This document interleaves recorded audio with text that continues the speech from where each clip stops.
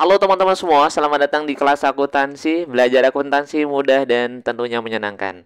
Oke, di video kali ini kita mulai start untuk belajar dari dasar akuntansi. Tujuannya adalah untuk mempermudah kita memahami konsep teori ketika nanti diterapkan ke dalam aplikasi akuntansi.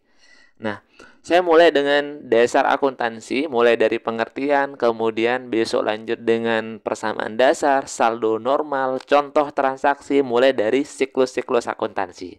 Oke, di pertemuan pertama ini, di dasar akuntansi, akan dimulai dari pengertian akuntansi, kemudian siklus akuntansi, dan elemen atau komponen dalam penyusunan laporan keuangan.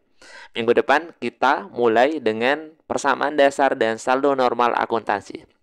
Nah, kita mulai dari pengertian akuntansi.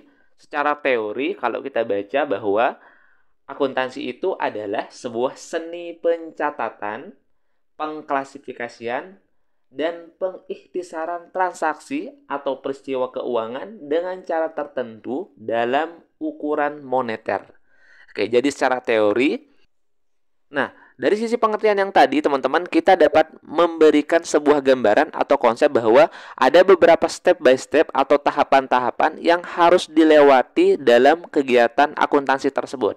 Nah, untuk lebih jelasnya, kita mulai dengan siklus akuntansi. Jadi, akuntansi itu adalah sebuah sistem informasi yang dimulai dari proses input, kemudian dilakukan proses, dan yang terakhir akan menghasilkan output berupa laporan keuangan. Secara teori, siklus akuntansi akan dimulai dari yang namanya transaksi. Oke. Jadi transaksi ini adalah sebuah kegiatan ekonomi yang dapat diukur dengan menggunakan uang atau unit moneter. Nah, contoh, teman-teman melakukan proses jual beli atau sebuah proses kegiatan bayar membayar atau kegiatan menerima pembayaran, itu adalah kegiatan ekonomi yang dapat diukur dengan menggunakan uang atau dengan menggunakan unit moneter. Ketika teman-teman jual beli, ada pengeluaran uang, dan kalau teman-teman menerima pembayaran, ada penerimaan uang atau dana.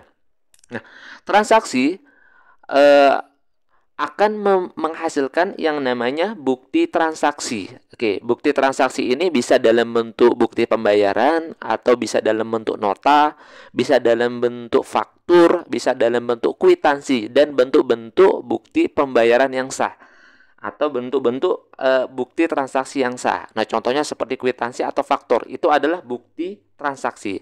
Nah, bukti transaksi ini dalam sebuah kegiatan atau siklus akuntansi akan digunakan sebagai dasar untuk mencatat ke dalam bentuk jurnal umum.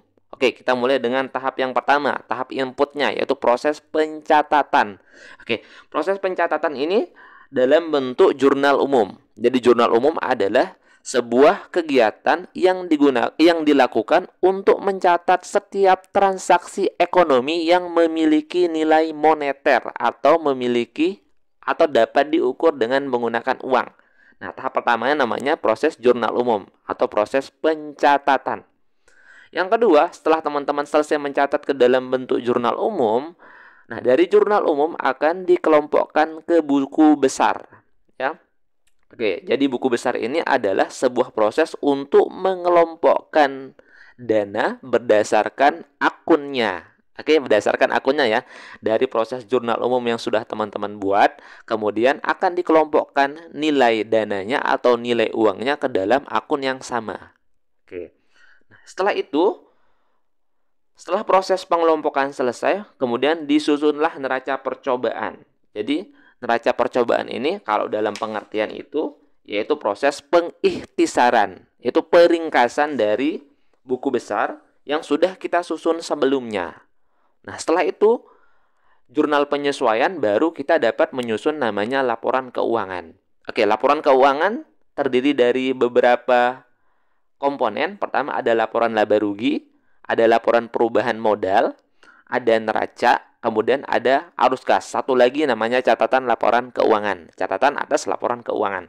Oke, laporan laba rugi terdiri dari komponen pendapatan dan beban. Kemudian perubahan modal menunjukkan turun naiknya nilai modal atau nilai ekuitas yang dimiliki oleh sebuah perusahaan. Oke, sedangkan neraca menunjukkan posisi keuangan sebuah perusahaan. Nah, dan yang terakhir adalah laporan arus kas menunjukkan perubahan kas dari kegiatan-kegiatan penerimaan atau pengeluaran kas. Oke, secara garis besar, laporan keuangan ini terdiri dari 5 komponen. Oke, 5 komponen teman-teman ya. Oke, pertama, kalau kita lihat secara teorinya, oke, komponen-komponen yang ada pada layar adalah komponen yang membentuk namanya laporan keuangan. Pertama, kalau kita berbicara mengenai laporan laba rugi, oke, laporan laba rugi terdiri dari 2 komponen. Pertama adalah komponen pendapatan, oke. Yang kedua adalah komponen beban. Oke. Jadi pendapatan ini adalah komponen yang membentuk laporan laba rugi, di mana secara teori sebuah perusahaan akan dibandingkan antara total pendapatan dengan total beban, sehingga akan terbentuk apakah kita mengalami laba atau kita mengalami yang namanya rugi. Apabila pendapatan lebih besar daripada beban, maka kita memperoleh namanya laba. Sedangkan apabila pendapatan lebih kecil daripada beban, maka kita nanti mengalami yang namanya kerugian. Oke. Kemudian ketiga komponen ini adalah komponen pembentuk yang namanya laporan neraca. Oke. Nah, laporan neraca nanti terdiri dari 3 kelompok akun. Pertama ada kelompok akun aset. Oke. Kemudian ada modal. Nah, dan yang terakhir ada kewajiban. Oke. Nah, jadi ketiga komponen ini adalah pembentuk yang namanya neraca. Oke, ini neraca. Oke. Kemudian aset juga komponen neraca. Sedangkan beban dan pendapatan adalah komponen pembentuk laba rugi, teman-teman ya. Oke. Kemudian bagaimana dengan laporan perubahan modal? Oke, laporan perubahan modal ini adalah laporan yang menunjukkan kenaikan atau penurunan ekuitas atau modal yang dimiliki oleh sebuah perusahaan. Dasarnya nanti adalah setelah kita menyusun laporan laba rugi, baru kita akan menyusun namanya laporan perubahan modal. Nah, baru nanti yang terakhir adalah laporan arus kas. Oke, jadi kelima komponen ini adalah komponen besar yang teman-teman kita harus tahu. Nah, komponen ini termasuk dalam kelompok laba rugi ataukah kelompok neraca. Nah, nanti ini akan terbentuk dari dasar komponen ini adalah persamaan dasar akuntansi yang akan kita bahas di video yang kedua mengenai dasar akuntansi. Oke. Sekian teman-teman, itu aja video kali ini. Semoga videonya bermanfaat. Jangan lupa like, komen, dan subscribe video ini. Semoga videonya bermanfaat. Sekian. Assalamualaikum warahmatullahi wabarakatuh.